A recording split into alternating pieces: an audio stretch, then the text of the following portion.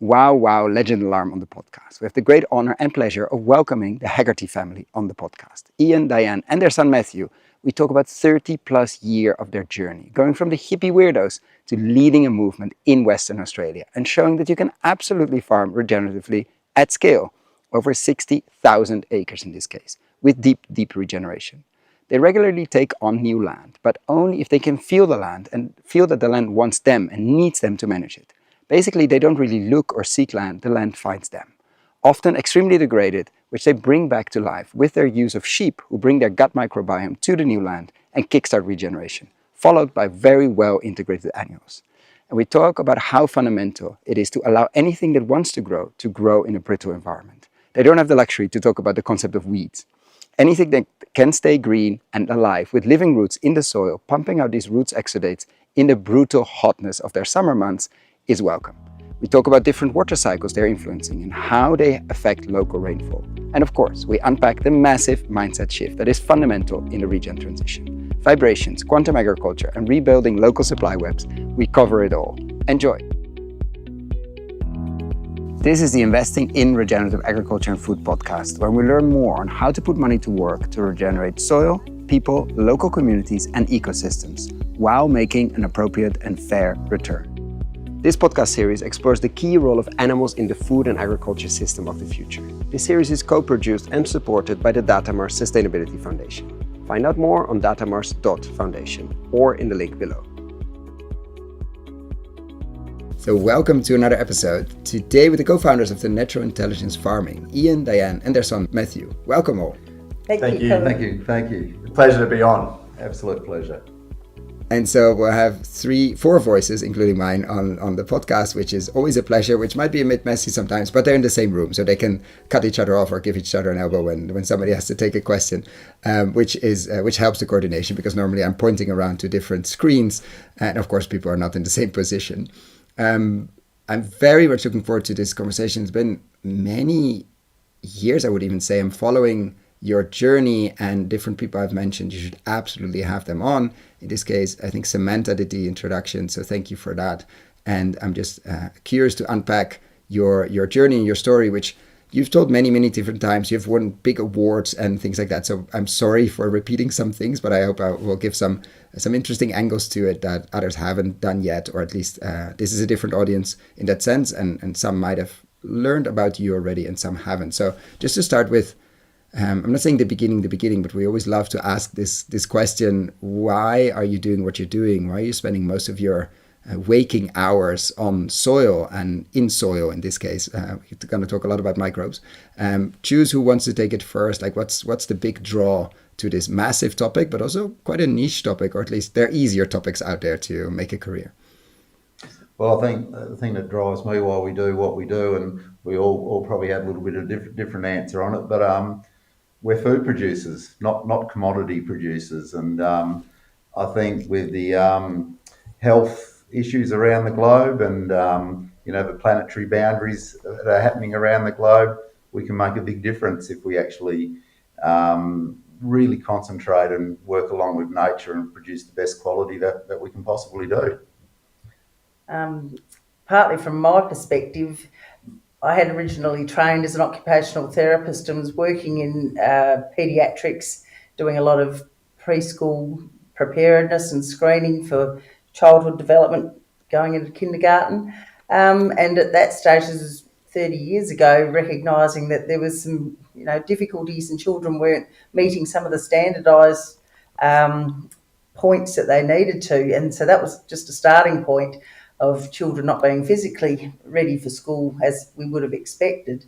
And then that sort of rolled into the whole idea of the other health aspects too, once we became farmers. And as Ian mentioned, really had it rammed home by Dr. Elaine Ingham and Dr. Arden Anderson about the fact that we are food producers and we need to be responsible for trying to produce the best quality food we could. And that took us on a very, very long and exciting journey from about 2001 onwards.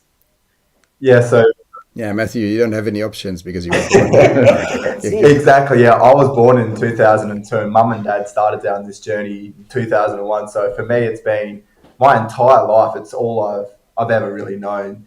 And so growing up, I didn't know any better other than just like you always got to be supporting your soil health, because that's all mum and dad were talking about. And every time we had scientists visited and stuff, all I was hearing growing up was soil health, soil health. And so for me, it was the norm. But as I've grown older, been able to go out and broaden my horizons, learn about all the other different farming practices there are around the world, and listen to a lot more scientists and health experts, has really deepened my understanding of the importance of soil health, because it's not just something that farmers need to be concerned about. It affects each and every single person on this planet, because our entire human health is dependent on the food that we eat and our gut microbiome, which is completely directly related back to our soil health and our soil microbiome. So the more that I've been learning about that, the health side, and I mean, the environmental benefits obviously speak for themselves, but the human health side, which is becoming an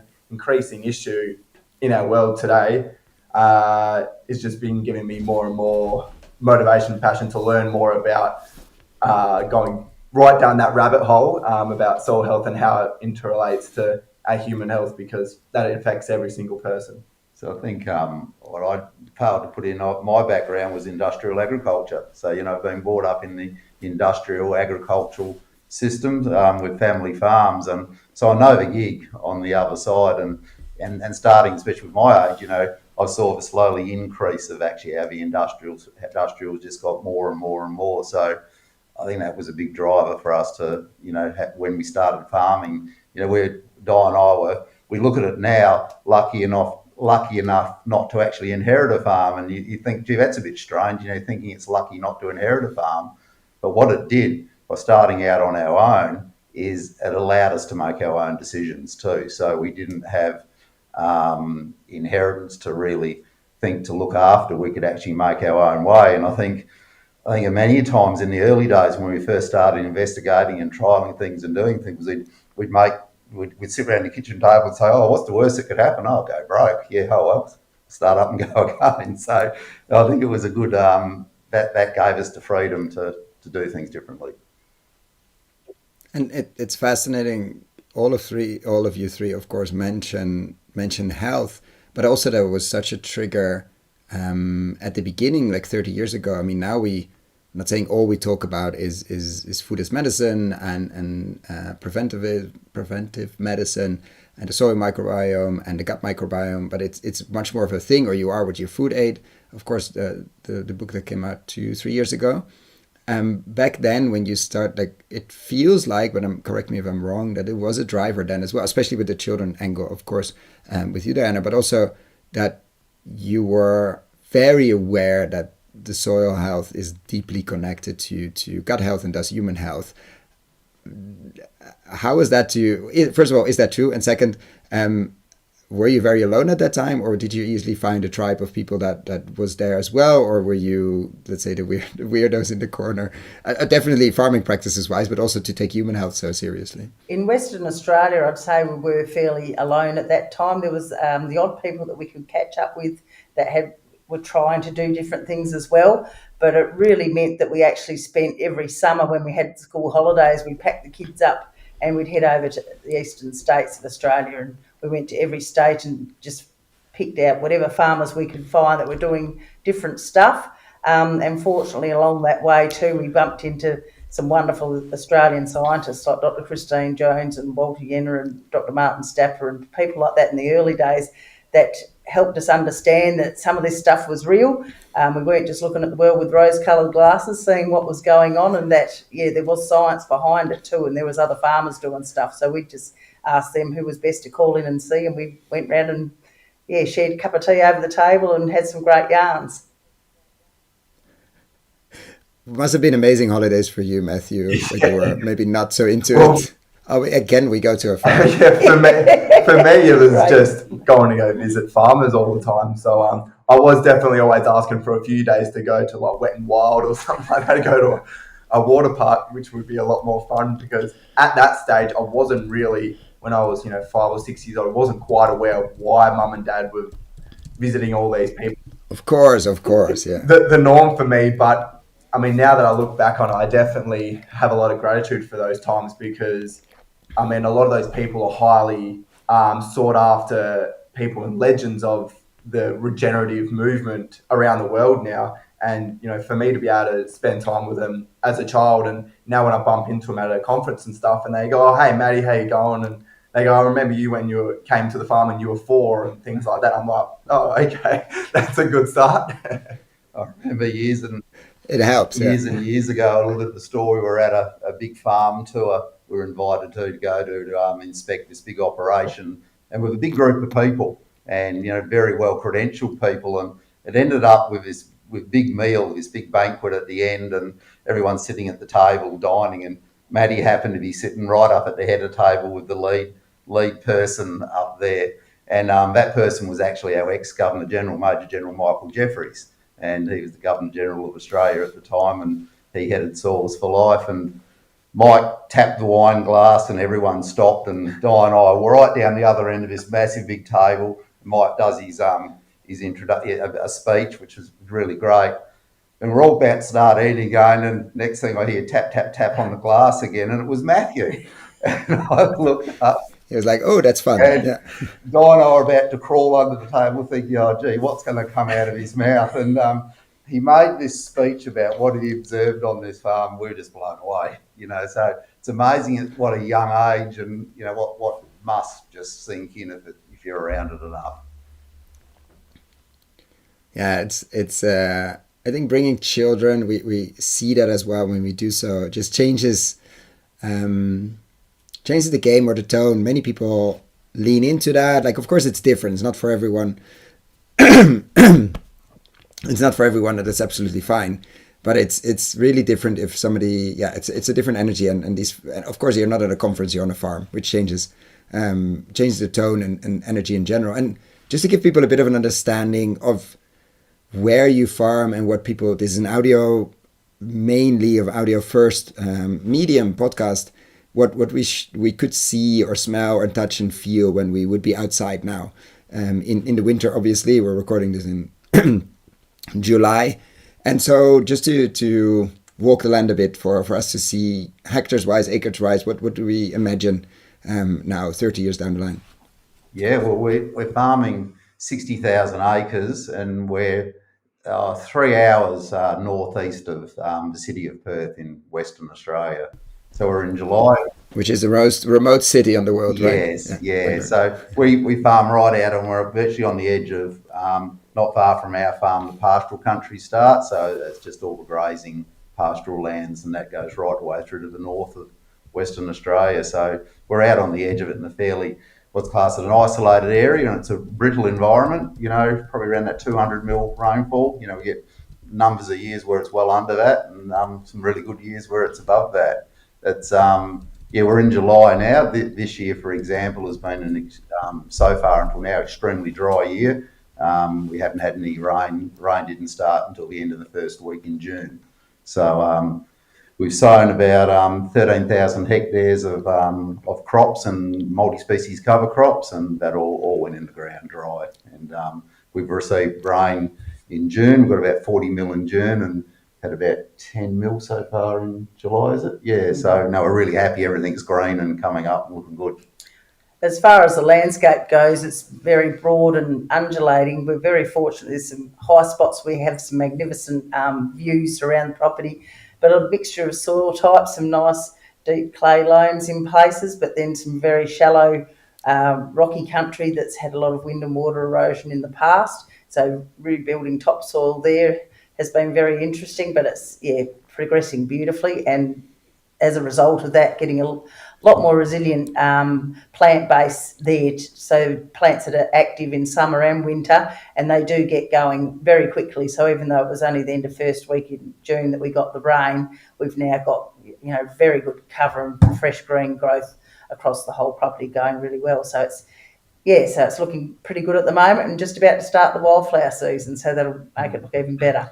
This is definitely by far probably one of my favourite times of the year, because it is a very dry and brittle environment with not much rainfall. But once that winter starts coming in and the mornings start cooling down, because you've been so used to the hot, dry weather from the summer, it's a really special time to be out in the farm, because the last probably month now, we've been having those really chilly mornings where it's nice dew, start real nice heavy fog, where we're situated is up on top of the hill. So you wake up and you see the fog down in the valley. So it makes you feel like you're up on top of the mountaintop. And yeah, really special time to be able to see the crops starting to germinate all around the farm, and really looking terrific at the moment with the small amounts of rainfall that we have had. And it's a very pretty landscape out here with the red dirt contrasted with now the green crops growing and the massive blue skies as well that we have out here that we're pretty lucky to have, and yeah, get some pretty special sunsets out here as well. So it's definitely a bit of a hidden paradise out here. Yeah, it can be pretty lonely at times with how isolated it is, but yeah, very fortunate to be out here. Got a lot of granite outcrops as well, and native bushland around that, so we're pretty fortunate with that too. So great habitat and biodiversity opportunities, which makes it pretty good and interesting to get around and have a look and share with other people when they come.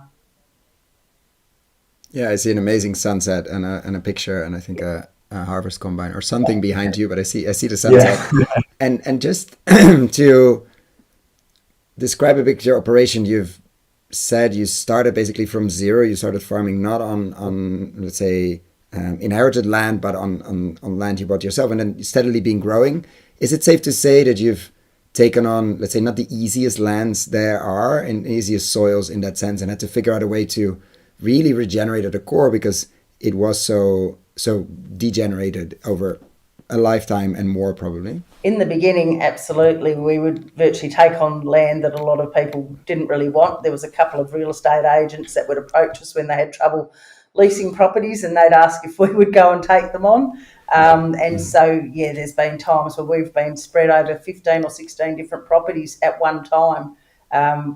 We were driving from 100 kilometres to the north of our home farm and 100 kilometres to the south of the home farm, covering up to 15 properties at once. So a lot of time on the road, so a lot of time to look over the fence and see what everyone else was doing and how it was all working, and what we were doing across such a broad landscape at any one stage. So basically we put $100,000 deposit on a 1,600 acre farm, and we had no machinery, no livestock, and it's just grown from there. I remember when we first started, we got one of our local advisors in, and they came out and looked at us and they said, the best thing you guys can do is stop before you start.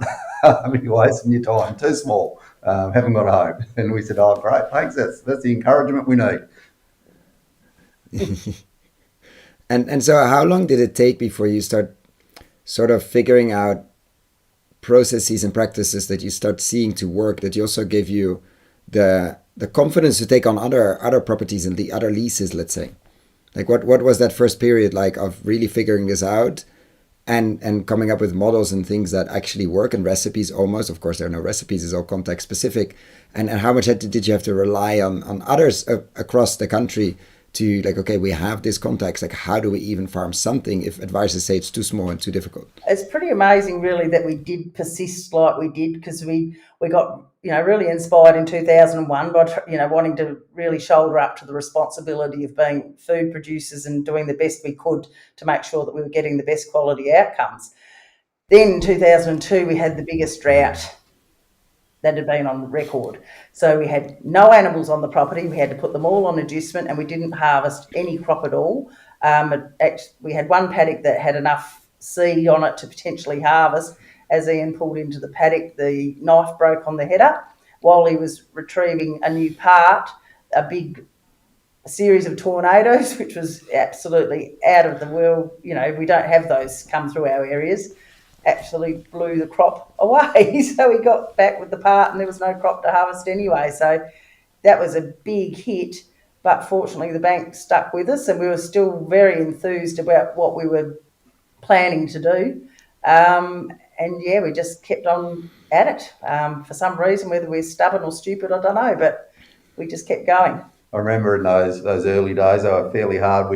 We'd sat on our little 1,600 acres, which is just far too small for the area. I think at the time then, we had a dream. We thought, geez, if we could ever get 6,000 acres, we would be made. A dream to get up to 6,000, which was a pretty good sized farm in those days, and never would have dreamed of where it's gone to today. But we had trouble. We were looking and you were ticking along okay, and I was working off farm and Di was working off farm as an occupational therapist as well, plus running the farm or looking after the kids. And I remember we had trouble actually trying to find something to buy or lease because nothing was that small. They were all 3,000 acre blocks and that. So, and you know yourself, you've only got X amount of base to go and more than double it is not a really good financial move. And we finally did that and put a deposit on the place next door, just down the road a little bit. And the bank said to us, this year going ahead is not the best year ever. You're going to be in serious trouble. But we said, we might as well have a go. We're not going to be able to get hold of any more land otherwise. And of course, that was 2002, the worst year ever. So that made it really interesting. And so when did that flip sort of where you didn't have to take off farm jobs anymore to cover? Like when did it become like a business in its own right? Well, we chose after 2002. Ian did a lot of contracting that year to try and get some income in. And I was working as an occupational therapist, but Matthew was born that year. So when he turned 12 months of age, I used to actually take him to work with me and have a young woman come and look after him while I was at work. He was just wanting to be part of everything too much. So we decided I'd stay home and look after the farm fully, because I was still part-time looking after all the livestock was still my role. Took that on full-time after that. And what then, like when did it start flourishing? See what kept you going in that way? Because I think there are many of the pioneers of region have these stories of hardship and very difficult years, and somehow they don't give up. Of course, if the bank at some point pulls the plug, it's done. But somehow you manage to keep convincing them, and somehow against odds. Because if you looked at it quote unquote rationally, it didn't make sense. But somehow we're here 25 years later, and there's a flourishing regen farming business and much more. It was really interesting after that 2002 drought and heading into 2003, and you generally here in Australia, you do your review, in early January, to set up for the next year, and the bank comes out and does your review and see how you're going along. And we were left the last, of course. It just dragged right into February, and finally the bank manager rang us up and said, he's coming around to see us, and we knew he was on his way around to see us. And he rocked up there one day and he said, you know why I've left you the last, because you know what the situation is with buying that farm and then the drought, things are going to be pretty tight. And he said, I've been all around the district, all around the farms, and, everyone's pretty depressed and wanting to slash their wrists, it's been a shocker of the season, and no one was too happy and everyone had taken a hit. And he came in and I said, well, wow, I said, I reckon 2002 is going to be the best year we've ever had. We'll look back in history, it's been the best year ever had, because we've learned a hell of a lot about what to do and what not to do. And I said, this is our plan. And we just laid out this, to us, new, but a regenerative, more sustainable plan about how we were going to go back to the best of our knowledge at that stage that we've been going, how we were going to back ourselves up, learn the lessons that sort of tripped us up in 2002 in the seasons, things we could do. Rolled out a full plan to him of actually how we were going to do that. And I remember he sat back and he said, wow, not what I expected. He said, really not what I expected, because everyone's on the back step, you're on the front step, going to take this forward. And he says, I'm going to put it to the superiors, and they've had to go to Melbourne. We're in Perth, and they put it up to us, and they gave us a run for another year, and the rest is history.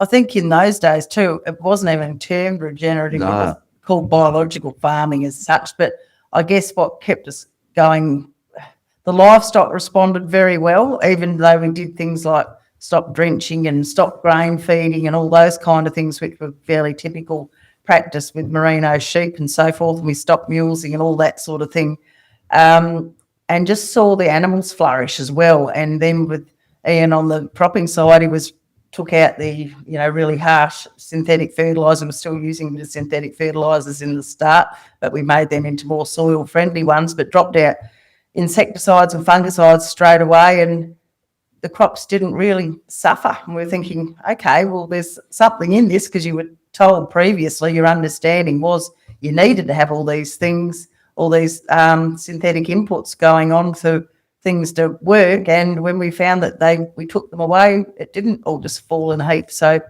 I think we just sort of kept on going, because each time we saw more and more progress, whether it be up and down and not always in a straight line, but it did. And I think one of the early driving factors for mum and dad to start looking outside of the box, I mean, as well before my time, but from the stories that I've heard, was also to try and rebuild some resilience in the landscape, because obviously to grow a crop, one of the most important factors is moisture. Retaining moisture in a dry climate like Australia is highly pivotal. And mum and dad, what they seem to be noticing, that we had to talk on a bit more, is the fact that the further they were going down the industrial system, we weren't able to retain the moisture when we were getting the rain. So then if you do get a dry period, the crops severely suffered. And I think that's when they started to look elsewhere. I was like, well, how can we retain moisture within our soils as best as possible? I think that's when they would have gone to the Dr. Elaine Ingham course in 2001, which opened their eyes up to soil health, working with the microbes and things like that, which I think Mum can explain a bit more on. And yeah, I think that's where the journey down the rabbit hole started. To me, you know, it was a bit of deja vu as going back as a young bloke on the family farm and think, gee, nothing's changed, you know, bit of a dry spell in the season. You know, we'd hit first week in September, which was around, there was a certain day, which was show day, and you'd turn around and get that one day of 35 degrees just out of the blue with a hot wind blowing, and the whole crop would be green in the morning and totally tipped off in the afternoon. And, you know, we started thinking, well, this is back to the way things had always been. You know, we're not going to be successful in this venture if we just keep doing what has always been done. You know, how are we going to expand, compete, go forward if we're just doing the same old? And I remember digging up plants, digging up root systems. We had these little tiny root balls, you know, about as big as the palm of your hand and only in the ground about 3 inches, and you'd hit the hard pan. And thinking, no wonder on one hot day the crops are all tipping off. And you know, we got limiting factors here, but we got to change, you know, and that's where probably the old saying came in. Well, if we don't change, it was unknown. There was no one to really talk to. You know, it was really a leap of faith of actually trying to work it out ourselves. And that's where probably the confidence came in. I thought, well, you know, we're not going to make it doing it that way, so we might as well have a go at this way. And what's the worst that can happen? We just go broke. In land of the blind, the one eye is king. Yeah, it's the and it's fascinating to see the bank person recognizing.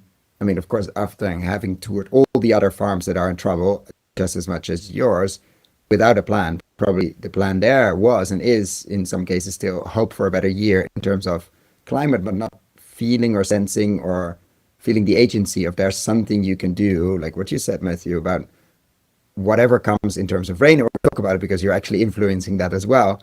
But whatever comes down, we need to capture it and use it as much as possible. And we need to harvest the fog that is there in the night, and we need to really start changing rain patterns. Of course, that was maybe not part of your vocabulary at that time, but to see the agency and the role we play, and you play in this case in the landscape, is from a banker's point of view. If you had that whole portfolio of 1,000 farms or whatever the number was, and you see all of them in trouble, and you see a few or one saying, okay, we have a plan to maybe do it differently.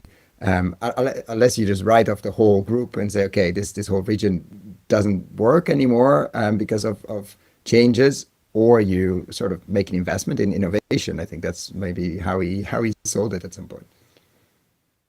Absolutely. It's been an incredible journey with the bank, because we've had a long relationship there, but all the bank managers have been very supportive, even though we've had quite a number of different ones within the same bank. And you think, wow, that's a really unusual situation. And I was speaking to the accountant the other day, and he said, you know, not all his clients have that same relationship, but they have backed us all the way. And I think, you know, fortunately, there must be fairly forward thinkers, the ones that we're dealing with anyhow. We made sure we got them out regularly and, you know, put them out there on the combine harvester or on the lawn seeder, and we'd roll them in some red dirt for the day and get their hands in it, and just really let them see the journey and, you know, really tell them the story, what we were doing, how we were going about things, the successes, the failures, you know, we haven't got it right all the time. There's some of the best learning out of mistakes that we make. And, now, we fast track it probably 35 years later on, and some of those managers at the heads of the bank, have followed us all the way through, and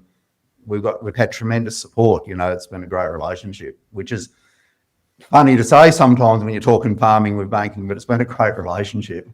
It's not always the case, let's say. And let's talk a bit more about, we're going to talk about the animal side as well, but about the water side and the rainfall side. And you mentioned somewhere Harvey Rivers in the sky.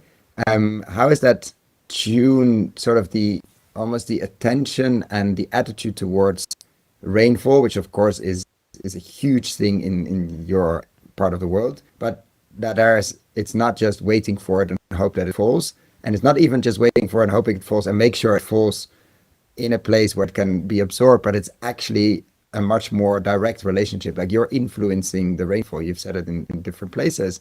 When did that notion come in that you have an active relationship and not just a passive hoping that it comes and do your rain dance?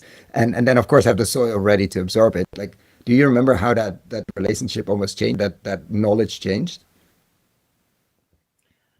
I think coming to this property here at Molleran made a big change because the wild catching properties were all scattered. So they only had a lot of small parcels and they were all separated by quite a lot of kilometres. So we weren't ever really able to have much of an impact at the landscape level and on water at that stage. Although, just the very local on our property, we could certainly get the water infiltration and all that kind of stuff happening. But it was when we got up here and had the large landmass that was conjoined, seeing that impact over that large area with increasing that water infiltration and then seeing it slowly seep through the landscape and then creating that freshwater lens on a lot of the salt land that was lower in the landscape and seeing the sheep drinking from that, but then providing the opportunity for perennial plants, which of course we were encouraging. We're encouraging everything that could possibly grow to grow, so that we were having a lot longer green feed season throughout the year, regardless of, what the season was. We may have a 6 or 7 or 8 month dry time, even longer than that at times in extreme heat of 40 to 45 degrees over the last summer, but still seeing, plants being able to be green and growing in that, in those circumstances. And then I guess too, with the larger water cycle, fortunately there's a large tree planting to the south and west of us. So tacking onto that as well, we've got a real capacity there to try and influence some of that at a big scale too. By bringing the native grasses, having them, but they've all started coming back on their own accord. So once we've stimulated and got that quorum sensing going up in the soil, we're finding all these native grasses coming back. So as Di said, we've got longevity of green, and that's actually throughout the year, where that larger water cycle where the tree plantings might be bringing some rain in, but we've got areas, especially where this homestead was, it just never used to rain. If it was ever going to miss out, it was going to miss out. Now it seems to be getting the rain, and it's we seem to get our fair share, and we seem to get the heavy mists and fogs come over the whole area and creating that smaller water cycle, getting it all up and going. And so when we hit the year of 2023, as it was only just a couple of years ago, and we only had an 84 mil growing season that year for our growing season. So it's fairly hot and dry throughout that year, but we grew some wonderful multi-species cover crops. We actually cut hay off some of them and stored a bit of fodder, and but they grew just tremendously, and even the straight cereal crops did really well. So we talk about the big 2002 drought that we had. Well, 2002 was a good year compared to 2023. And, so how things had changed, and we're able to get that water cycle happening and those plants functioning properly, that they utilised on such low moisture but were still able to produce. That's what really gives us a lot of security going forward. Yeah, so able to harvest most of the crop that year, and all the sheep were retained other than we sold off some, but we still were able to keep all the breeders and so forth. And it was a phenomenal outcome compared to what 02 was.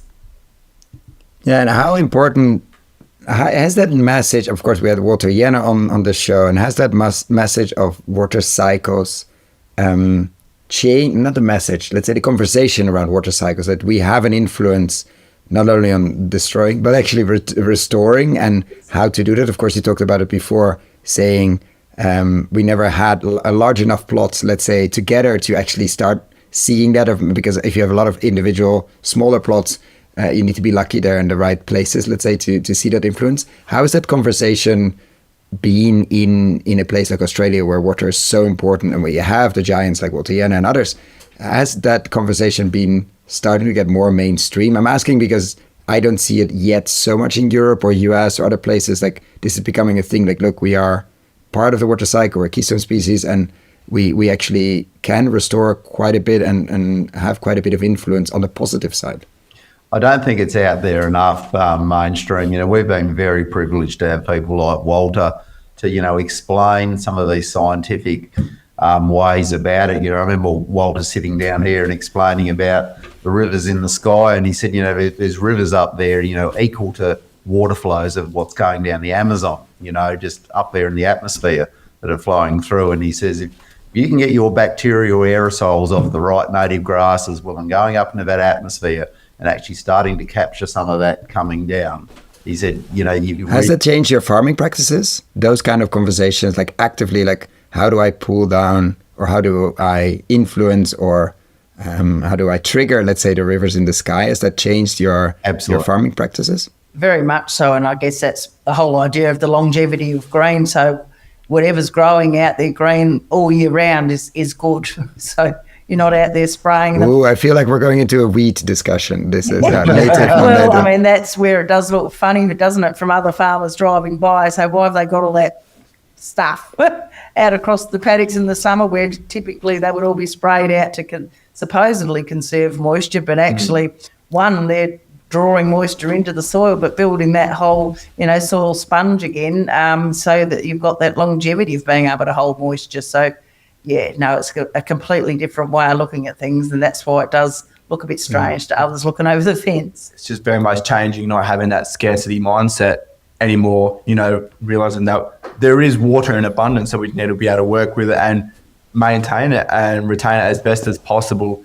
And yeah, instead of thinking that it's only limited supply, we must spray anything that could possibly draw up moisture to try and, so-called conserve it, when really the more, like Mum's saying, the more green cover that you have, the more diversity of green cover that you have, the more improve that soil water holding capacity, and you have deeper water holding capacity, and they infiltrate further into your subsoil, which means the further deeper that water can infiltrate, the longer it can be stored there for, which has huge increase of resilience into your landscape, which when it comes to running a farm, and at the end of the day, farms are still businesses, increasing resilience in your landscape and on your farming property is huge for increasing your farm's profit too, which I think seems to get missed a lot as well. Oh, it's really interesting. We took on a property in 2020 that had drains put through it to drain away the salty water, because it was pretty low in the landscape and was having some big salinity issues. They planted some alleys of oil mallees to try and, have some kind of perennial plants there, which was, great, but it was, unfortunately, it was monoculture plantings. But, they had got these big drains to drain the water away. And it's been really interesting. When we first got there during the wintertime, the drains would be full of water. So, of course, doing their job of taking that salty water away. But since we've been there for 5 years now and worked on that water infiltration, building that soil sponge and retaining the water where it needs to be in the landscape as an asset, those drains aren't filling anymore. And we've, one day when we get told, we'd actually like to fill them all in, because at the end of the day, we don't want to be taking water away from the property. It's an asset that needs to be there, and just keeping that fresh water lens for the longevity of green across that landscape. So it's been really interesting watching that turn of events, with what's happened to those salt drains. So you've got to be very careful, when you look at going into dry years and things like that. You got to look at, as you say, does it change our decision making? Absolutely, because you look, sometimes you just know that you're in a very dry year and hope it's going to change around in a hurry. But you got to look at, you got two bank accounts. You've got your cash bank account where you might get hit over the ears a little bit with it, but you've also got your ecological bank account. Now, if you can come out of that dry year and your ecological bank account has gone forward, when that next year comes in, and if it's a half reasonable year, you're going to be able to claw that back really quickly and the property's going to respond. If you pull both bank accounts down, you're in a bit of serious trouble, and that's when things start going pear-shaped. So yeah, you've got to look ahead of your ecology all the time, what's going forward. Yeah, it must be interesting because you keep on taking new properties. You can see the difference, of course, from where you've been for a much longer time, but also refining your sort of approach. Like, how different is it when you take on a property now compared to 5 or 10 or 15 years ago? We had a conversation on animals, and we'll get to the animal side of things. It's been a long intro into the world of animals, but with Marco Carbonara in Italy, and he says, now I walk the land of a new property when I buy something, and I pretty soon, like after a few hours walking it, I know what the rhythm of animals is going to be. Of course, I'm going to observe it, makes sense, etc. But what the order is to do things. Like now, when you look, if you're still looking at new properties, but let's say you do, how do you walk the land, and how do you, let's say, decide, okay, what's the plan of, not attack, but what's the plan of action to go into a mostly degraded piece, I think. Really interesting, we actually haven't really gone actively out and think, gee, I'd like that property, and gone and seek the property out. We actually find the land comes to us, the opportunity comes to us, and then that land, it's probably a bit strange to say, but that land is actually talking to you, and you soon get the feel. Don't worry, on this podcast you can say anything. Yeah. That's not a strange sentence at all. Yeah, it talks to you, and it tells you what it wants and how it goes, and whether you actually should be there or not. There's some land that comes across your path and it's just not meant to be. It just tells you not there, and you pick that up. And when you start learning to listen to that, that's when things really start to work right on. I think you walk me through that. Like you arrive in a car. How do you tune into that? Maybe that's the right word, to be able to. Do you meditate a bit on land? How do you make sure, with all the business going on, maybe you're just off the phone, I mean, if there's a connection, like with all the business going on, to see a potential new property, how do you approach that kind of process? Because after you know that your intuition there and how do you listen to land is very important, you also don't want to mess it up, probably. Guy and I have driven to properties where an agent sent us out to property, said, go have a look by yourselves. That's why we always would like to do it. And we've actually drove over there in a ute and driven through the front gate, done about 100 or 200 metre arc in the first paddock, and driven out the front gate and said, not for us, see you later. And just that quick, you just get that. Are you always agreeing on that, or is it sometimes like tuned? Like how tuned in are you to each other as well? Pretty much. Yeah. Don't even have to say a word. Just look at each other and start driving out the gate again. But it's funny, even like the one I talked about in 2020 with the salt drains on it. That one virtually felt like a physical embrace for both of us when we went there, and it was a bizarre situation how it unfolded that we got it, because it was not an expected plan at all, but yes, it has embraced us. But also, the minute we put the sheep on it, the sheep will absolutely flourish, and we can see instantly that's the place that we're meant to be, because the animals do so well, even though whatever history it may have, they let us know very clearly that this is where we're meant to be. And so let's talk a bit about the animals. Was it a plan from the beginning to have graziers? Did it come later? Was that out of the gate to be really, and I'm saying this with all the respect, using them as a tool to regenerate, or was it something you stumbled upon over the years of trying perennials, annuals, and like how did that mixture come about? Both Ian and I came from mixed farming backgrounds with livestock, and we both had a very strong interest in horses. That's how we met, and so livestock have always been an important part of our lives, but we didn't even really contemplate having a farm without livestock. So that was how we started off, even in conventional farming. And then once we started changing how we looked after the animals, and we were working with James Slattery about how to remove some of those, those artificial practices with them, and starting to understand their innate knowledge and wisdom, how they could interact with the landscape once their full health was restored, and their capacity to seek out diverse diet and having that available to them, what difference it made to them, and just observing them over generations and seeing those epigenetic changes. I spoke to Charlie Massey about that in 2010. I didn't know what it was all about, but I was describing to him what I was seeing in these animals over time, with just how they were getting better and better. And of course, because we were working on the soil at the same time as we were working on supporting the animals, we were seeing phenomenal outcomes from them, and Charlie was able to describe it to me as being, epigenetic change. And that's really reinforced very clearly into us then, that whole linkages of health, because what you can see in those animals, it makes sense that it can be transferred to humans as well. We can look at positive epigenetic change in human health once we look at our environment and the foods that we've got available to eating, maintaining that diverse microbiome. It's become just a no-brainer to us. So that's why we're very passionate about following that line and trying to support those things into the, our local and, distant population to have those opportunities too. And you spoke earlier about, how our practices change when we take on a new property, and the sheep are a massive factor in starting on a brand new property, because the sheep have the microbiome of our landscape, and they contain all the essential microbes as they've been grazing amongst our vast landscapes for many, many years, and have had that epigenetic change over 20 or so years now. So when we take on a new property, that's where we're able to send our livestock over there and kind of transfer those nutrients, those important microbes that are still in the soil system of that property we're currently about to take on, but they're dormant. So it's just a way of starting to cycle in that microbial diversity and reactivate that landscape. And that's when then, a few months later, when it starts to come towards cropping season, we'll go in with some diverse cover crops and a few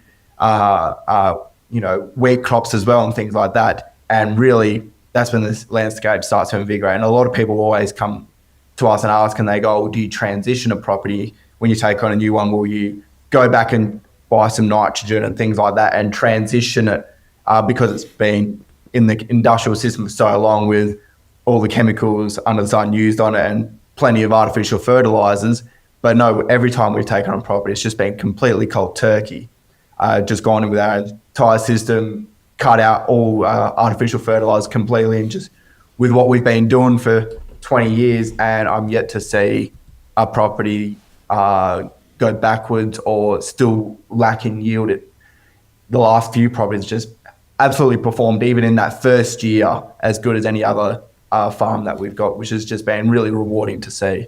You hear people talk about, you hear them talk about hitting the valley of death. So when they start up this, they get to year 2 and 3, it takes a while to build up their microbial populations to get things going.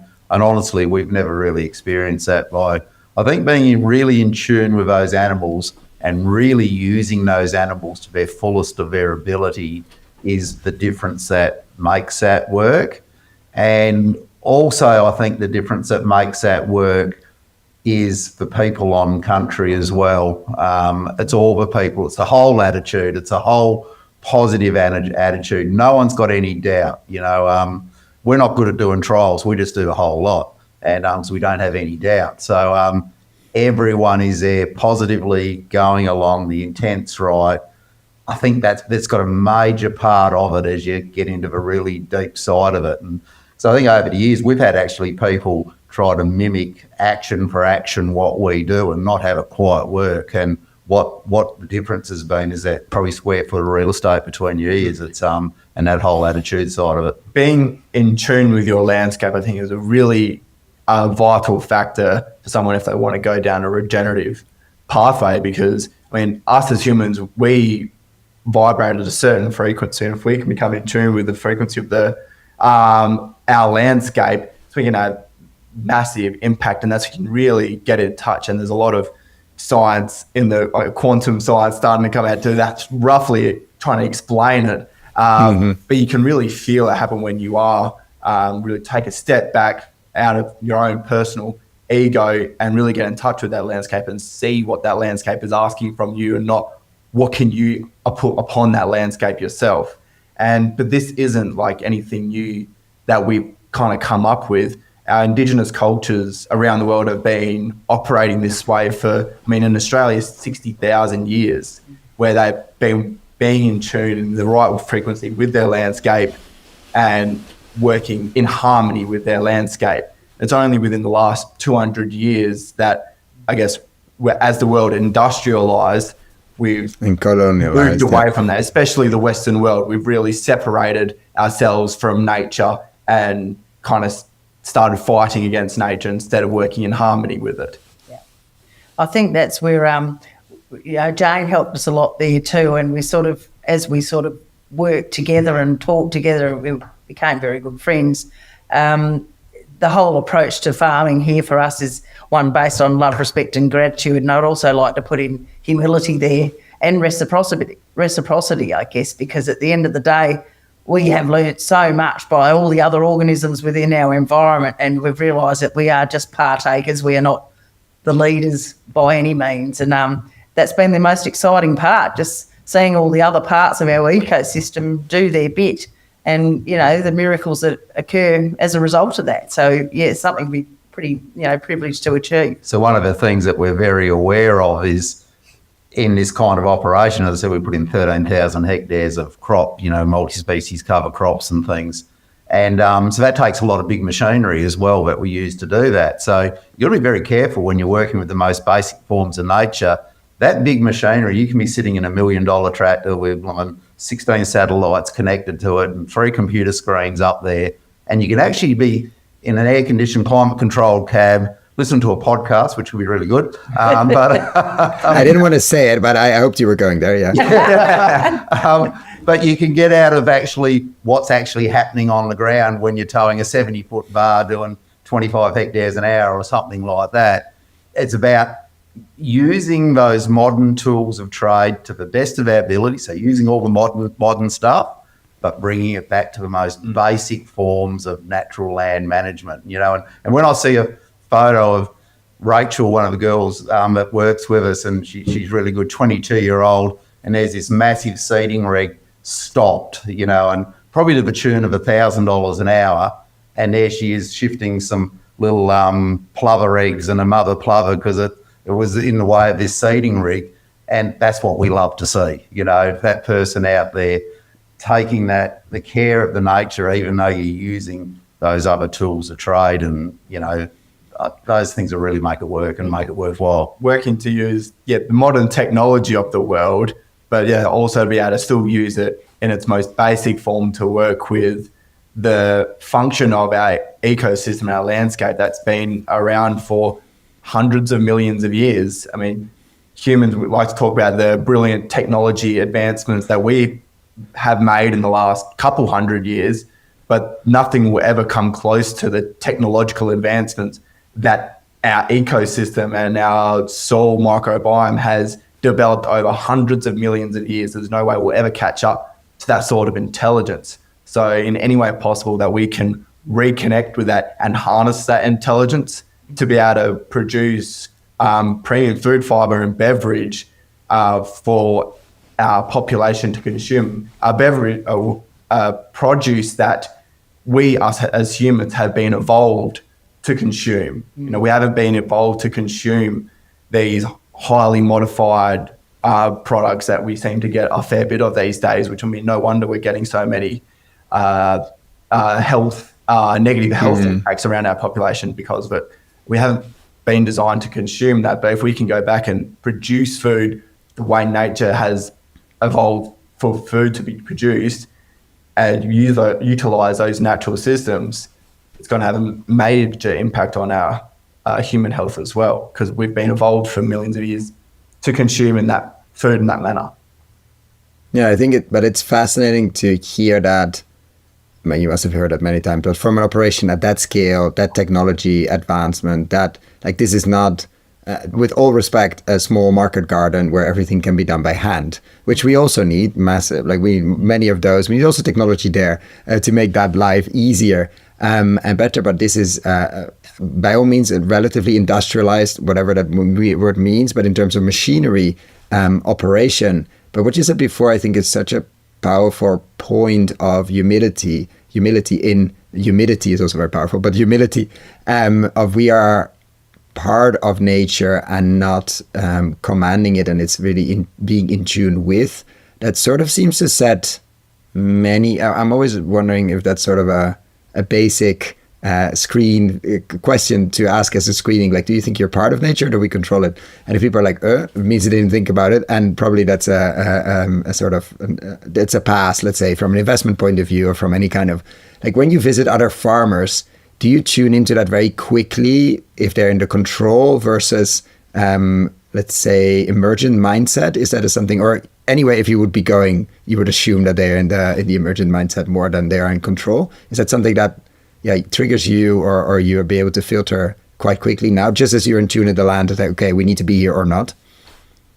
I think so, and I guess we definitely choose to be mixing with those type of people with that more emergent mindset, and it just seems to be that way, that we're coming across those sort of people all the time, and that's more than enough. We're quite happy with that. It's a bit of a revolving door on the farm these days. There's hardly a week go by where there's not someone from around the globe visiting, which is really fantastic for us because it brings if you're so remote, of course, that diverse range of people in, and makes it fun. Yeah, it does, yeah. And do you ever speak or try to, I'm not saying convincing, but of course you meet others, you've done you've won some prizes where you of course connect with a lot of other people, and let's say outside the bubble, what's your, how do you approach that, those kind of conversations, or courageous conversations, let's say? We're really, if anyone wants to ask the question or wants to know anything, happy to share whatever we possibly can to help. Will we go and explain this or push this onto someone else? Absolutely not. It's everyone's got to run their own story. The farmers that are out there, I look at Western Australia, extremely good farmers, like we've gone through 120 years of industrial agriculture. They've been born into it, and they do it to extremely well. The science-based people that are backing them, that have done their whole careers in that, and they're doing it extremely well to that level of where that is going. And I take my hat off to them. The ones that are there, we're starting a different path. And I don't know if you recall a TED talk done by a guy called Damon Gamo, a TED talk out of Sydney, and he talks about changing the story, changing the narrative from the really early Roman days right the way through. And it really, really resonated on, it's where we're actually on a bit of a different narrative of how we're going. It's not that we definitely support all those other farmers, very proud of actually what they've done, but we're forging a new chapter of what's going forward. That's how we like to look at it.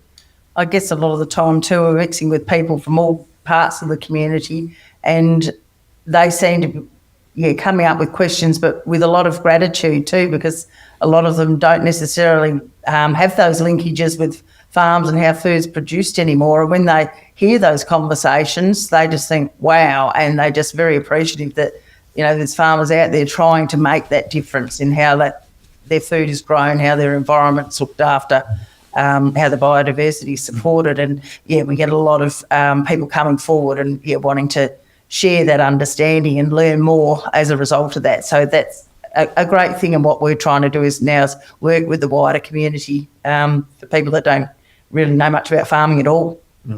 I've had plenty of experiences, obviously being young, still going out and socialising at bars. Plenty of times where, you meet someone new and you get into a conversation, you get into what you do for work and things like that.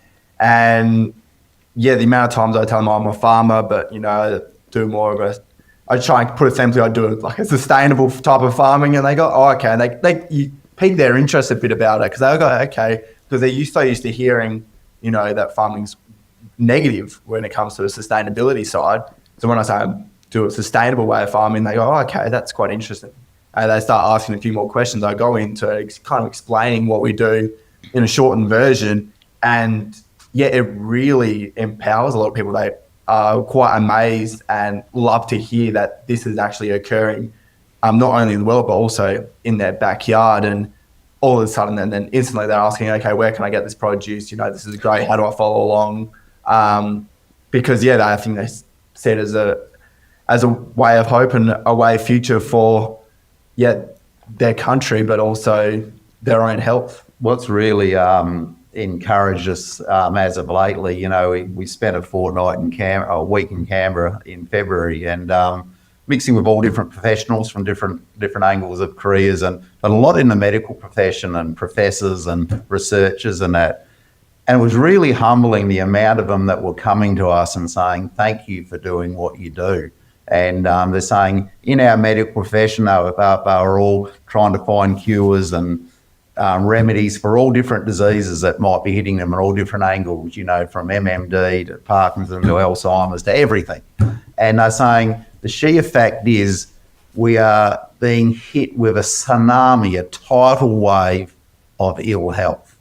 And we're getting millions and billions of dollars invested into us, and we're working our hardest to try and find, and doing a wonderful job of finding cures and prolonging life and really doing a fantastic job. But what they're working out, and they're saying thank you to us, because they're saying somewhere down the line, someone's going to have to try and close the floodgate down the other end of the situation a bit. And they're all starting to wake up to this microbiome, the soil, the farm, the food we're eating, the environment we're living. Someone's got to close that floodgate a bit, because we're not going to stem the tidal wave up the other end. And, you know, and that was been really rewarding for us, and it's been massive, the amount that have been coming forward. And do you see that reflecting as well in like partnerships, in offtake, in sales? Because it's amazing. Of course, the getting rewarded for the work you do, and feeling that reward after many, many years of being definitely the outliers is amazing. But does it help yet, or is it still something that has to come, let's say, in terms of driving the farm as a business further? Yes, absolutely, still a work in progress.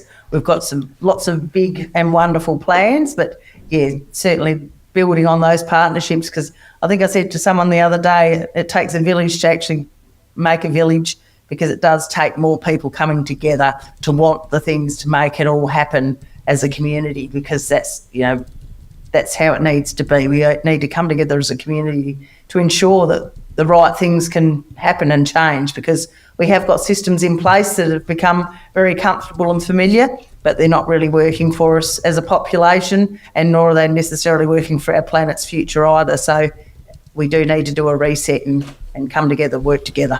What we've realised is that this is bigger than Matt, Diane and Haggerty, the Haggerty family. You know, we realise we have to work in collaboration. Well, we can do all what we can do. We'll only do X amount in our lifetime, but we bring more people on board and more collaboration. And that means like getting the knowledge out there, getting the research and the science to back up. But we don't have to wait for the research and science, because it'll probably be 5 to 10 years behind what we're actually doing before the discoveries start to happen. You know, we know probably only 5% of what actually happens under our feet in that microbial life, that massive workforce under our feet, which is generally disregarded. But if we can work together as a team, and that means getting this produce, this food, to the people in its integrity in the shortest chain possible. You know, one grain or wheat can have up to 9 billion microbes in it and on it. You know, so that microbiome that even one grain of wheat can actually help fix in that food system is absolutely huge. So, you know, we grew, I think last year, 13 or 14,000 tonnes of it. You know, and a lot of it went into the commodity market and just got mixed up with everything. Imagine what that could do to the people down there, and that's our goals. You know, just keep working on those systems to get that true to them. And it's definitely no easy feat. Like Mum said, it takes a collaboration of everyone to achieve. Because at the end of the day, we're trying to write a new blueprint, create a whole new market that does not exist yet. Which it takes a lot of work. And we talk about trying to activate and get the quorum sensing going within our soil system, because that's how you get the amazing outcomes biologically across your landscape. But we also need to get going the quorum sensing through us as people as well, because that's where we'll get the amazing outcomes as well. Yeah, and it's an interesting, as you started with, we want to grow, or we grow food, not commodities, but you're still also part of that system, rightfully so, because it's not that you can take that amount of tonnage to a farmer's market in Perth and say, okay, who wants to buy? So that would be tricky, let's say, to say the least. I think many people forget, let's say, the logistics of these things, but at least my sense is, but it's still, I saw a quote somewhere, I think Regen Brands mentioned like a lot of brands now want to use, especially bigger ones, want to use faces of farmers, obviously, but they can only use, in this case, this specifically face of a female farmer if they actually buy from it. Of course, we're not going to greenwash, but there is an interest. But then there's a whole processing side. Like, how do you make sure that this microbiome actually gets to my gut microbiome and not gets somewhere shelf stabilized and then it's no longer flour, let's say, or it's no longer. So there's a lot to figure out, but it's interesting the notion of how do we bring, I think, the health side of things into it, because it's such a much bigger sector. There's money in the sector more than there is probably in food. Unfortunately, we still put more like on a cream on our skin or medicine than we pay for food. That's starting to slowly change, but it's a big mindset shift. But it's starting to slow down that tsunami or the floodgates, or close it just a bit more, because it's just not going to be sustainable. Even if we come up with the best cures and the best pills, etc., it's just going to be completely unaffordable. It already is in many places. And many people start waking up to that. It's like, oh, this doesn't feed me, it just fuels me, or that doesn't even fuel me, let alone feeds me properly. Has that, this is a very long non-question, more a statement, has that led to like your neighbors and your community as well? Has your success, and of course your fields look messy, but it's a good thing, not Charles Messi, but messy.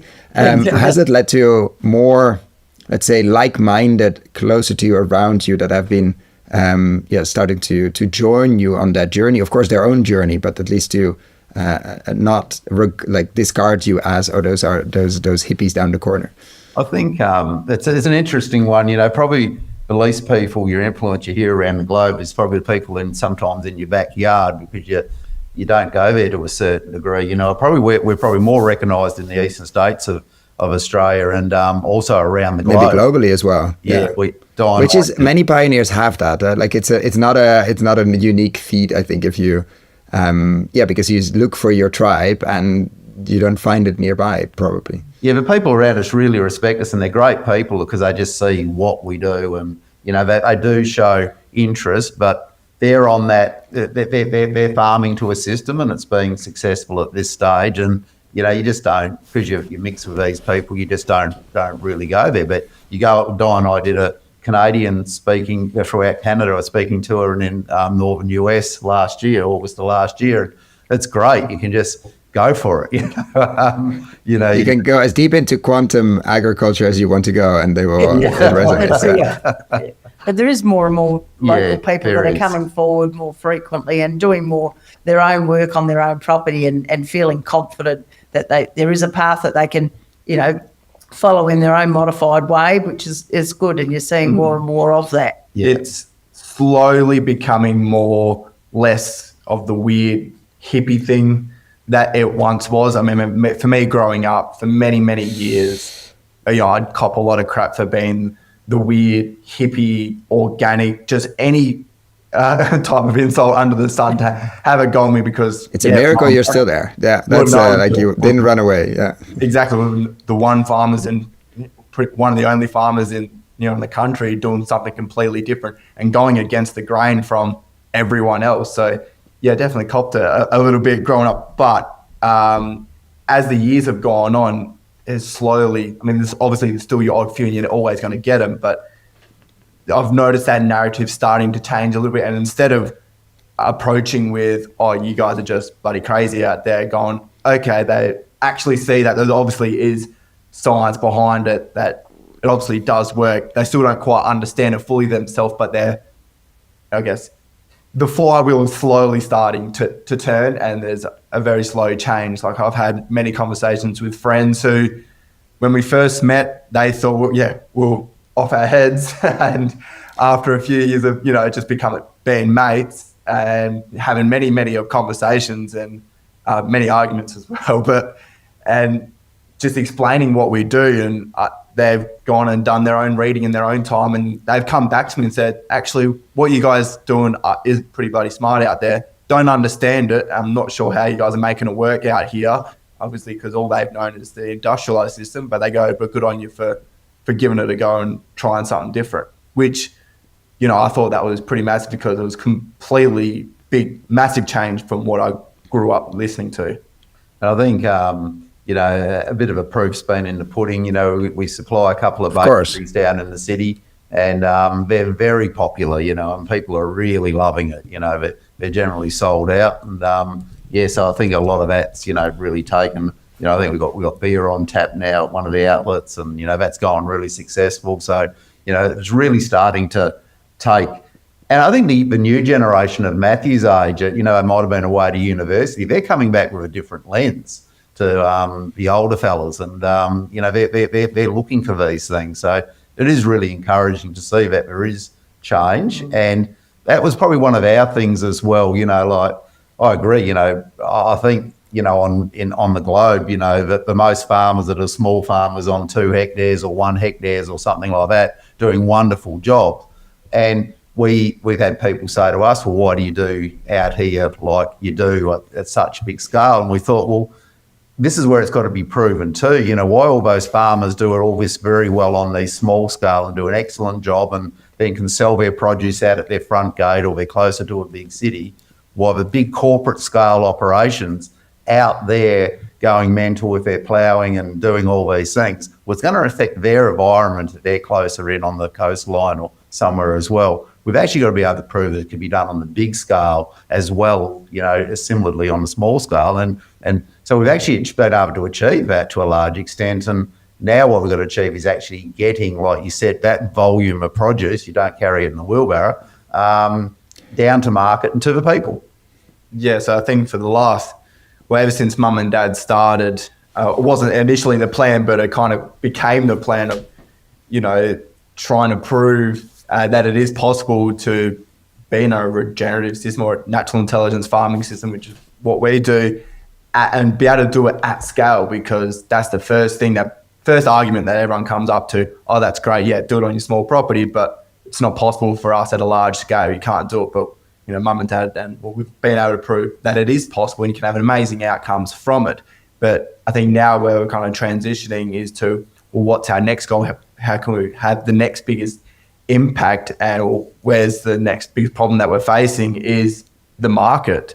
We've got the produce, the consumers are screaming out for it as soon as they hear the story and hear about it, just trying to get that short supply chain in the middle, which is highly difficult, and it's not cheap, especially for small family farmers like ourselves, to fund on top of the farm as well. But that's been, I think, the biggest driver for me personally to come back home to the farm. I mean, I've always been passionate about what Mum and Dad have done, but to see the scope on where we can take it to the next step, to be able to create a big impact, get that produce out there. I mean, I've always had a bit of a little love for marketing throughout I've been growing up, but to try and get our produce out there, sell that story, and create whatever you want to call it. We've created a regenerative brand that we've named it Natural Intelligence Farming, and to try and get our produce out there underneath that brand. And it's been going well so far, but we're still a long way away from where we want to get to. Yeah, and I think it's a journey that almost, unfortunately, many farmers have to, at some point, they also start taking control more of their supply chain, and where does it go to? Because unless you're very lucky with buyers that are super in tune with what you're doing and able to command a premium and sell that, et cetera, which basically nobody has, almost nobody. You're going to end up doing it yourself, or with a number of farmers together, and set up some kind of cooperative and some kind of processing and and sort of rebuild that, which of course is super costly. And so, that's very logical, but unfortunate that has to be the case, that you cannot not yet sell into in large enough quantities into more established supply chains, which have 100-year experience and history, and thus 100-year infrastructure ready. Because everything here costs money and is scale. You have to store it separately. It has to be completely processed separately. Otherwise, you cannot say that this is being grown with these ingredients, et cetera, et cetera. I understand why it's complex, obviously, and it's not anonymized. What we're hoping for is that as some of these big why we work on that to our scale, to our ability, but why some of these big multinational food companies, and I think as you explained before, they're actually starting to see it. And they might look at it, we buy so many thousand pounds of food product a year and none of it's regenerative and none of it's environmentally positive, or to a degree, we want to start actually investing in this in our line and looking at what the ecological outcomes of growing that food was and things like that. And some of them start to come on board and actually approach people like ourselves and say, well, gee, you guys have got some massive tonnages. We take X amount of that and put that into a line and start that relationship of growing together. Because what we do know is when they get the produce and if they use it correctly, it sells itself, because it's just flavour, energy, everything like that. It just goes. And we've been able to prove it through the bakery and the beer and things like that. Once it gets out there in the marketplace, off it goes. So we're hoping some of those relationships might open up. And has that narrative, and I know we are deep into time what we scheduled, so I'm going to wrap up at some point, but does the narrative around the animal side, I don't know in Western Australia, obviously, how let's say the anti-animal movement has been going around or not. Like I think, especially in Europe, but also US, somewhere down the line, sustainability became without animals and plant-based in a weird, different way. Again, nothing against obviously the anti-CAFO activists, factory farm. We're talking about a very different kind of farming here. How has been that narrative around the role of animals? Because you're very vocal about they're an essential part of regeneration and an essential part of our, let's say, extended family and essential part of our farm. Without them, I mean, it's almost the first interaction with the land. When the sheep are happy on the land, we know that we listened to our intuition and chose the right piece. Because if they're not happy, and then it means we got it wrong. Well, I guess too, I mean, they're such great educators, and to be able to see and learn how the health benefits have come to them by being able to access a biodiverse diet and microbial system. To ignore that as humans would be really at our detriment, I think. They offer a foodstuff that you can't get out of a plant system alone, and nature has evolved for that reason, and they're an integral part of spiralling upwards as opposed to spiralling downwards. They are transporters of microbiome around a landscape, and plants and microbes in the soil respond to that. So, yeah, I think it's certainly at our potential detriment to ignore that. We've got a part of our success here is we've got a total self-circle loop system here. So we grow multi-species cover crops, which we bale some up for hay and store in some of the old sheds around the place, which then gets fed back through the animals, which then feeds the worm farm, which then actually ends up in manure sometimes underneath the shearing shed, which then gets used to inoculate that same multi-species cover crop in a Johnson Sioux reactor or a static compost heap or an aerobic compost heap. So it all just gets used round through the animals, through the worms, through that whole composting cycle. So the animals play a crucial part in that circular system, which gives us the quorum sensing, the nutrient diversity, everything which makes these crops and everything flourish. And has that narrative changed? Like, have you seen the skepticism around that, or how has been like the reaction to such a deep integration with animals, which also means they end up being taken out of the system at some point, which also means like without large apex predators, which we don't have, I think, in Australia, unless we count humans, there is an end to that. Like, has that ever been an issue? Has it ever been like that kind of narrative? I'm just very curious on the sensitivities there and the tensions. It hasn't been to date. I think we do have a lot of people come and visit, and we've had people from all sorts of different leanings. And being here, seeing it and experience it has been transformative for lots of people. So we are trying to, we do our best to have people come and share time with us and help them understand. We've had some wonderful young women from different universities and so forth around and come here, and it's actually changed their lives. So I think, there's a lot to be able to experience and really get to understand, how nature does function within an ecosystem, and animals have been there for a long, long time, a lot longer than us as humans, and they're there for a reason, and we need to respect that. We've had people from the fashion industry come and see, because wool's a major part of our operation, and that's been an extremely successful story for us. And when they see the respect put on those animals and how they're looked after and how that system works, I think it's just an education piece, really. And and if we can portray that as the right way, that's part of our goal too. Part of our goal is actually to get more accommodation on the farm, so we can actually have people want to say, I want to come for a week and actually come and just immerse themselves and actually educate themselves and see what happens in this operation.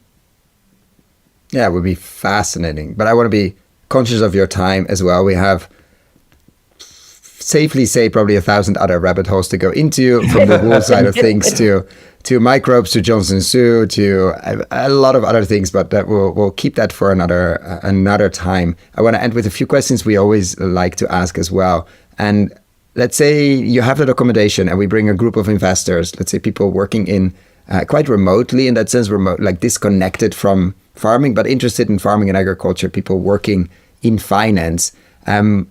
After a great experience, of course, a great meal or two, farm walk, all of those things, they go back to the city, they might travel on, etc. What would be the one thing you would like them to remember? What would be, I always like to say, the seed you want to plant, or in this case, the sheep you want to move, or the microbe you want to, or what is the epigenetic gene switch you would like to click? What would be the one thing you want them to remember? Because people forget, and the next day they might be in an office, and you want them to have that little spark. What would that be?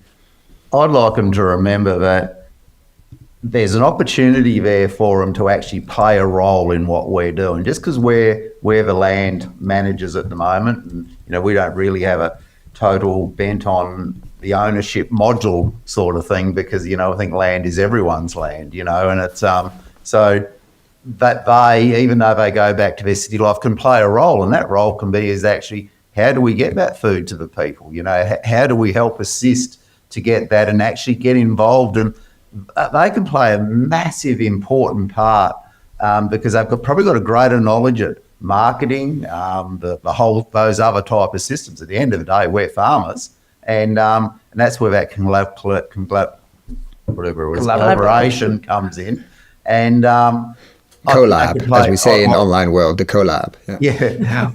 I'd love them to think that they could play an important role and talk to us about that role, of actually how they could really help us short track the situation, and then what does that give you? What that gives us, and I've been approached by a number of people, and some of it just as recently, that, they've had tragedy with family members, struck down with these diseases and cancers and things like that. And I know, and they've actually come and said thank you to us, but I know I can stand there and look them in the eye and say, I am trying to do everything within my power to get things right, that I'm trying my best. And those people that came on farm, they can go back to and say, well, gee, we're trying our best as well, because we're contributing. So I think everyone has to contribute. Any other takes? Because we're in 3 guests. You can or you don't have to. Let's say there's no force here. I have other questions. But if you have any other... Certainly agree with what Ian's saying. And I guess what we find when people come on country and they've immersed themselves in it, and it does affect them emotionally, just that idea of reciprocity. What is their capacity? What is their skill set? How can they contribute? Because as we said, it takes the community to make these changes and systemic changes that are required. And how can you put your hand up and your shoulder to the wheel to do that for all our better good at the end of the day, and we'll all benefit. And that's, what can be achieved. I think they basically just took all the words out of my mouth. I haven't really got too much to add there. It doesn't mean that if 2 go, the third has to go. But this is another question. If we flip the conversation and put you in a position of extreme inequality wealth, let's call it as it is. Let's say you wake up and you have $1 billion. I don't know Australian dollars versus US, but let's say a lot of money. I'm not looking for dollar amounts exact. I'm not looking for investment advice, obviously, as we don't give that.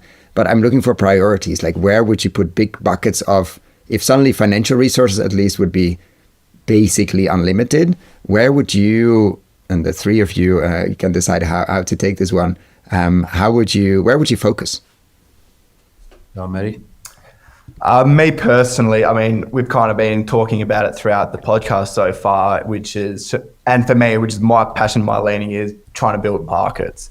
So I'll be doing everything in my power to be using that money to mainly shorten supply chains. So starting off with here in our own backyard here in WA, trying to market the entirety of our produce, build a structure of a shortened supply chain that meets the needs of us locally, and then anything extra can go abroad, whether that be over East or internationally, and build a blueprint on how we can market this type of produce, build that market, and then replicate it around the world. That's what I'll be putting the money towards. So then we can have other natural intelligence farming producers in the east coast of Australia, in America, and replicate a shortened supply chain to get that quality produce to the people who need it the most in the cheapest way possible, because that's where food has become so expensive, is because the supply chains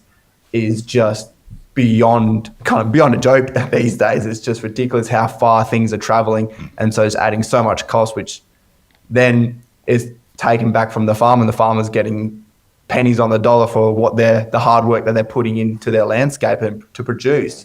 So to bring a bit more reward back to the farmer, but then to also create a greater produce to the people as well. But then at the same time, then help. I mean, this is $1 billion, so I've got plenty to spend. I'll be putting plenty towards helping any type of research, to do more research into the benefits of microbiome, and to go further down that path to further understand what we're working with, and to be able to tell that story better as well, because we're so far from being able to understand it completely. But the more funding that they could have to understand that, to be able to portray that story, to help market that produce as well, it all helps. I think just because you don't inherit a farm, and the way it is these days, it means if you don't inherit a farm and you just come from the standard family around, you've probably got no hope at all of actually going farming, unless you just go and work on a farm. I'd be looking at putting systems in place where that can open opportunities up. So you can actually be not born into a farm, and you can end up being a very successful farmer. And how I'd do that is I'd actually take time to relook and lead by example in the financial institution setups of how things are financed, how farms are financed, how we look at our financial situation, our balance sheets, how our big insurance companies around the world, which on general insurance are not going to be able to insure anymore because of the massive disasters in the world, because of the floods, because the water's not held back on country. So part of their investment can go back actually into farming, which then can actually help bring other people on land. Our superannuation funds are already great. Yeah, we just picked up 10, 15% return on investment. We've got in oil companies and all these things around the world. What I say to them, well, out of your whole portfolio, if you went to all your shareholders, all your people with their superannuation funds in there and said, well, let's put 1%, 2%, 3%, you can do the other 97% into the other off-market things, which has given us 15%. Let's put it back into the environment. Let's put it back into agriculture, the food, things like that. I would spend time in trying to change that narrative of where it's going. Because I'm a farmer, I go and buy the farm next door. I'm paying between 8 and 9% interest because I'm a farmer, isolated farm. I go work for a big multinational supermarket. I'm the manager of the supermarket, and I buy a house down in the city. I'll probably pay 3.8. Big difference, and we're producing food. So and a big difference in real, like, it still amazes me, sorry for interrupting, that we consider a house like a safer investment instead of a farm and soil and asset that's been regenerated. Based on which, based off someone who could lose their job tomorrow. True, and could be, and in the farming, still the only asset where you can farm and have a return and leave the asset better than you got it from. But like the maintenance is your food basically coming off of it if you do it well. And that's somehow, I don't think that's landed yet in the real estate business. Like, this is a very different thing. It's such a, and that, of course, it should be completely reversed, or even in a different way, you should be paid to regenerate, which you haven't figured out yet. Anyway, just a short rant on the real estate markets. Yeah. So that's exactly, there's a lot of things that we could spend time and money on doing. And Dora's turn. Oh, well, I was just thinking, the slight difference, I agree totally with everything that the both of them have said. To bring it back to home, though, is I would also like to facilitate the opportunity for more people. Like Ian said earlier, we can class ourselves as land stewards, and we need to be able to share this environment with more people, and we can bring more diversity of what this landscape can produce and create. We have some wonderful First Nations friends, and the opportunity to have diverse bush tucker and bush medicine and stuff occurring, bringing culture back to the landscape. This little area here used to have 185 people living in it. Now it's lucky to have 10. But there's still the opportunity there if we can get, housing, some of that food development, like Matthew's talking about, getting the infrastructure required so we can have the grain mills, or we might have a micro abattoir, or all the facilities there with a diverse range of enterprises. So there is more people. We can have our own wonderful local foods too to support our people here at a local level, and as Matthew described, the rest into the city or exported for if there's excess. So, I think that would be a great way to go to optimise all that we've seen and learnt here of food quality, and just increase that diversity for all. Because it's been something that's occurred all around the world. People become further and further separated from country. We've got less and less farms and more people living in suburbs, and where, everyone back in the day used to know, everyone knew a farmer, whether it was an uncle, a cousin, a friend. But a lot of the times these days, people don't know any farmers, nor have they ever been on a farm. And there's been such a loss in connection of where people's produce is getting from, which is one of the most important purchases a person will ever make. So to be able to give people the opportunity, at least, so they can reconnect back to country where their food is produced, it's a really powerful thing, I think. Yeah, and I think it goes against this notion of the industrial extractive model where it's less and less people, more machines, and less eyes on the land, less and less hands. Like you can do X hectares now or acres with X 1 FTE or something like that. And what you're saying, I think, correct me if I'm wrong, what I've seen in other places, operations like this can support a lot more people and a lot more families on the land in different ways. Not everyone on the tractor, obviously, but there are other animal operations, there are other bush medicine operations, there is processing, there is partly living and partly working remotely as you have a stable internet connection, and so that the whole notion of the farms the people on the farm gets less and less and less. Actually, there is an opportunity, not easy because all of this infrastructure costs money. Housing is always an issue on any farm I've ever visited, because you get more people, you get more students, you get more interns, you get more businesses, and where do they live? And usually the answer is you can't really live on a yurt forever. I mean, you can try, but it's not for everyone, let's say. And so you become almost a real estate developer because you need housing for your people. But that notion of actually having more people in the countryside on land and part of their time actually active on the land is such an interesting. Somebody starts a market garden, somebody starts this, and and suddenly you have a little community, like a mini village, basically. Absolutely. And that's a very different path, as we're talking about paths again. Then this gets less and less and less, and you need an off-farm job, and you need one contractor, and then you're sort of managing your massive estate without ever touching the soil, basically, because you get from your Airco tractor cabin to your Airco car and probably to your Airco home. I want to end with this. Is such a risky rabbit hole question I'm going to ask, but I would hit myself if I don't. We mentioned Indigenous First Nations a few times.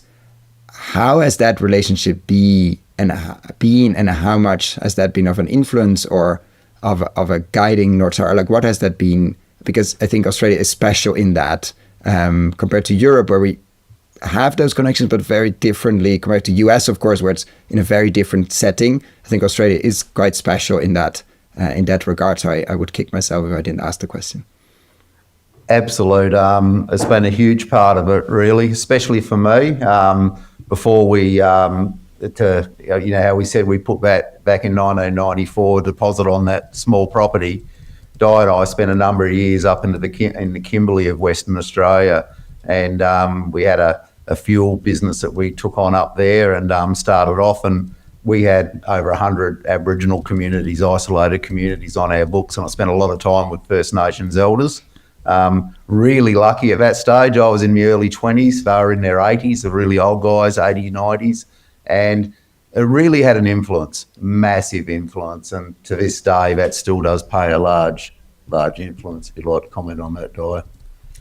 Yeah, for me, I was busy looking after kids while Ian was able to go out on country a fair bit at the time. So for me, it's actually that respect and awareness has grown since spent more time actually on the farm ourselves with the animals, with the organisms.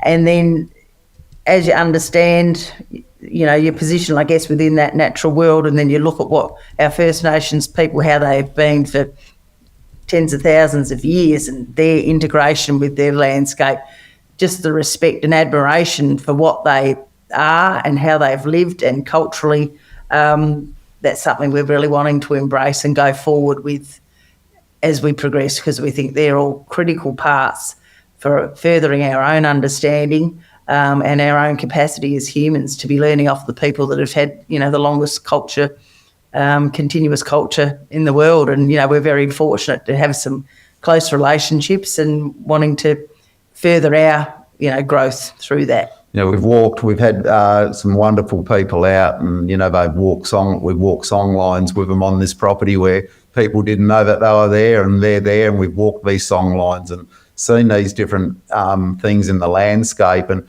it's got us to look at country a lot differently. We've got a lot more to learn. So part of this is, as your last question was, you know, what would you do if you had a lot of money? We'd integrate this First Nations knowledge even more to what we do. And, you know, we had a sense of a paddock back in that 2023. There was this paddock we were seeding, and if you took your normal mind and your head, and we were seeding this paddock because we'd gone off some First Nations intuition on this paddock, it was probably one of the driest, meant to be one of the driest paddocks on the farm. And anyone would have seen us seeding the paddock and said, geez, these guys are really off their rocker seeding the paddock like that on a year like this. It was actually our best crop. And that was offered intuition. And there's a lot more we can learn and need to tap into. So, yeah, immense. Such a perfect way to wrap up, and I'm going to do that. And thank you so much for your time, your patience with some technical issues on my end, and for the work you do and coming on here to share about it with, for sure, very busy times in terms of visits, talks, and of course managing a massive pieces of land, and being a land steward there. So thank you so much for coming on here. Thank you for listening as well. And thank you for sharing your story here. Thank you so much for having us. It's been a pleasure. Thank you for the work that you do and putting these stories out there. You know, it's absolutely fantastic work. Thank you very much. Absolutely. Thank you. Really appreciate your time. Thank you for listening all the way to the end. For show notes and links discussed, check out our website, investinginregenerativeagriculture.com/posts. If you like this episode, why not share it with a friend? And get in touch with us on social media, our website, or via the Spotify app, and tell us what you liked most. And give us a rating on Apple Podcasts or Spotify or your podcast player. That really, really helps us. Thanks again, and see you next time.